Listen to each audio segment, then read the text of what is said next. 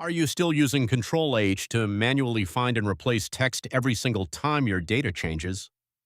There is a smarter way. The substitute function lets you. The classic find and replace tool is great for a one-time fix, but the moment your data refreshes or new rows come in, you have to do it all over again. Here we have a list of product codes in column A. Each one contains the prefix old that needs to become new. Click on cell B2 where you want the corrected value to appear.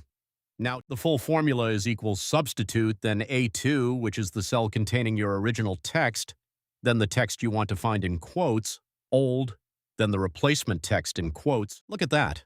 Every single product code now shows new instead of old, and it happened instantly across all rows just by dragging the formula down.